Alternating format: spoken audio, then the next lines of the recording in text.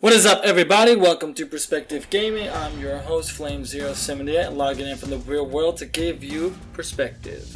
Or more specifically, getting perspective. This video series tackles something that's been on my mind, and I spell out my text, and afterwards we have a discussion that helps us better understand ourselves. Today's topic, political correctness in video games. Part 2. Let's get to it.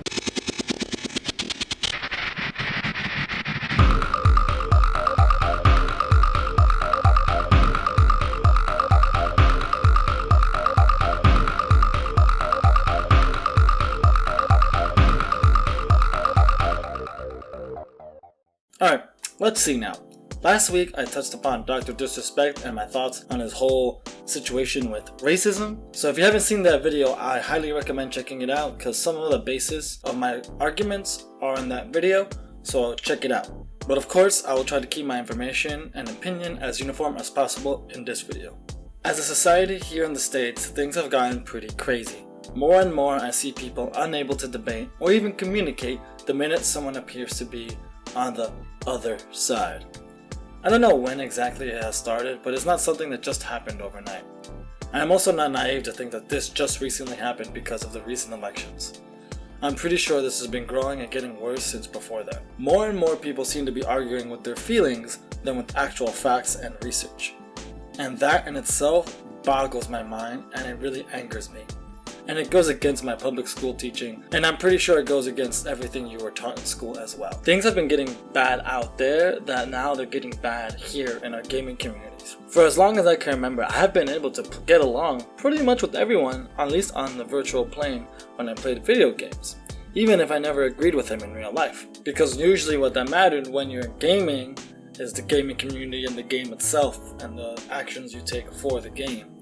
Usually your personal lives never spilled into our games, or at least the ones that I experienced. But things are beginning to get out of hand. I mentioned in my last video that I personally have big problems with political correctness culture, and I would say I can be categorized as a very big conservative in some cases in regards to PC. This notion of protecting people's feelings and making sure we need to say the right things is playing on a very thin line, and I think it's causing more problem than it's solving. Now, I want to state right here that I do not disagree with the intentions, the basis of PC. I think there is validity in making certain things get fought and overthrown and certain sayings and being mindful of our expressions.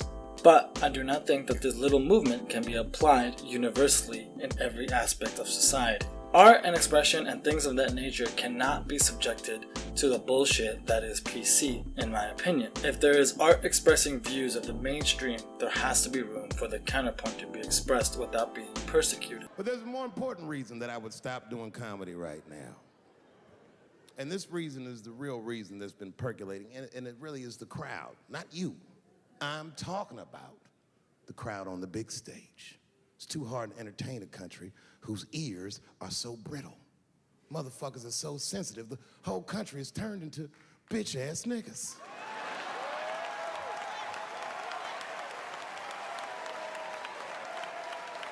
Now, if you're coming from my other video, then you know that I used this clip as well. But this clip right here is one of the many reasons why I love Dave Chappelle and watching him. I think his attitude towards this is something I wish more people had. He doesn't really care about hurting other people with his comedy or offending people. All he cares about is his comedy, his art, to get his voice across and just being the best that he can be, whether right or wrong. It's that kind of mentality that we need in order to even have debates, because it's the ability to be able to express yourselves without worry of being right or wrong that will allow you to grow as a person. If we shut people out just because they don't say the things they're supposed to say, then we will never come together as people. It's something that PC culture tends to forget all the time. I find it hilariously hypocritical that the people fighting for people's voices to be heard and for feelings to be respected are the first ones to shut people's voices out and to disrespect other people's opinions. The idea of being an American conservative is targeted and portrayed as evil. This is a narrative that somehow is dominating the headlines and dominating conversations. Back and forth, it's this debate of like, oh, liberals and left, we are right because we want everyone to have voices, and conservatives are bad, Republicans are bad, right are bad. And I have to wholeheartedly disagree with people who think like that. Sure, these are opposite ends of spectrums, but one is not less evil than the other, or one is more evil than the other. That's just not how things are. That's not how things work.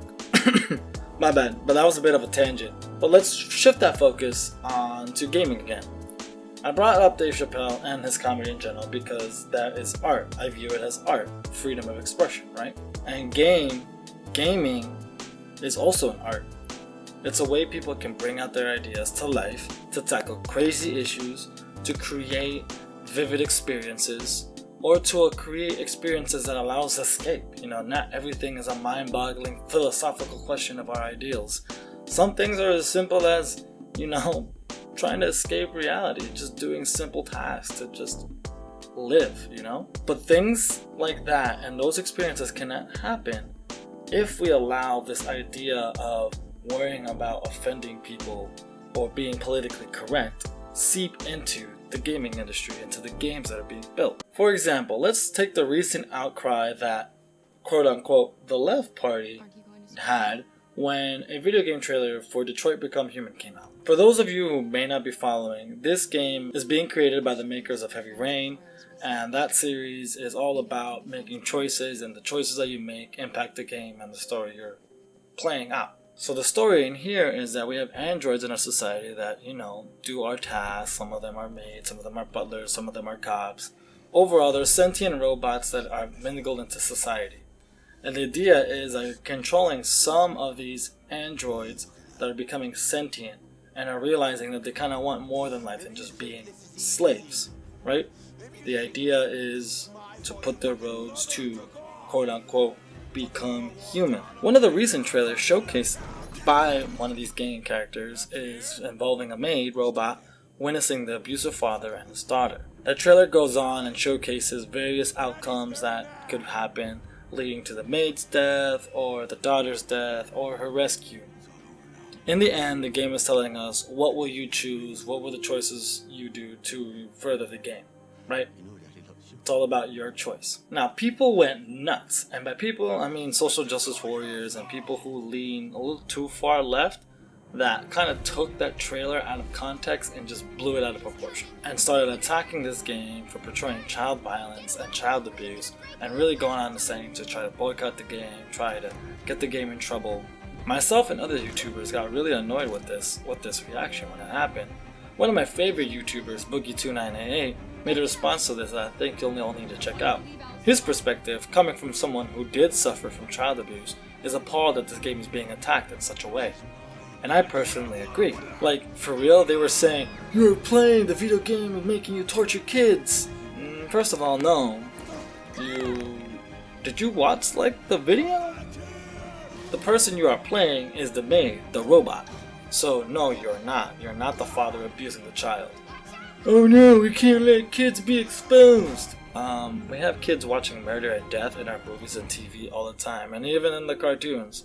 And those kids are just fine. This idea of protecting kids from adult themes is idiotic and it needs to stop. Overreactions like this can be very problematic because if the outrage is big enough, it can influence these games in terms of stopping production or canceling the game or reworking the story they were originally trying to tell. And that last part is very infuriating because I hate when games change direction without us getting to experience the original direction. Like, that is so dumb. Change the direction because we think you may not like it. No! Let me see and then let me tell you if I didn't like it. Like, what the hell?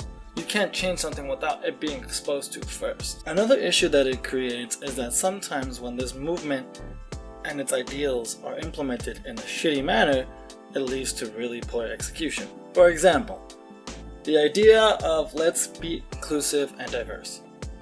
That's a great idea and I think everyone should strive to be like that. But if you just do it for the sake of doing it, then you look like an asshole. For example, why was there a reason for there to include black Nazis in World War II? Please? Anyone? Anyone understand why the reasoning for that? Well, no, there's no good reason for that. And the only reason it did it is because, oh man, we gotta be inclusive in our games now. Give people choices and inclusivity and diversity. No, that's not how that works. What? Last I checked, black people were not Nazis. So why would you want to play as a black Nazi? Maybe? I don't know. Poor decision and for a lot of outcry, and I think it was very unnecessary. But that's what happens when you let these kind of ideals seep in, especially to the people on top who don't know what it stands for or what it means. You get really crappy implementation. And in terms of reactions, it's not just the left that's overreacting with, PC-ness. The right can too. Conservatives can too. Conservatives are easily triggered just as much as the left. Y'all remember Wolfenstein or the promos for Far Cry 5? I thought it was hilarious that the conservatives got super offended at the games that I just mentioned, thinking it was liberal propaganda, and they got so mad. When Wolfenstein appropriated the Make America Great slogan with their KKK Nazi thing in their game, that shit was so funny and people were flipping out about it. Or how Far Cry is in America about some white cult. People are just like, no, this is not America, you liberals are just attacking my way of life, blah blah blah blah blah. I hate to break it to you, but that's not how video games work. For one, Wolfenstein's, this has been the premise for this game series since like the 90s, so fuck off. They haven't done anything new. And second of all, as far as Far Cry goes, video games go in development for a decent amount of years before trailers start coming out. So, when the thought of Far Cry 5 and the premise and all of this was coming out, I'm pretty sure no one was thinking about the current state of events as it is now. That's just not how that is. This happened years before Donald Trump, year before this all became mainstream. So, get over yourselves and start getting trigger happy about every little thing. All I'm saying is that game devs and game designers can't be restricted by these social movements, because then it limits freedom of expression. And I'm not saying our games shouldn't be political. I mean, on the contrary, I think some of our games have been very political, but the politicalness have been hidden away within the themes of the game, which is nicely done.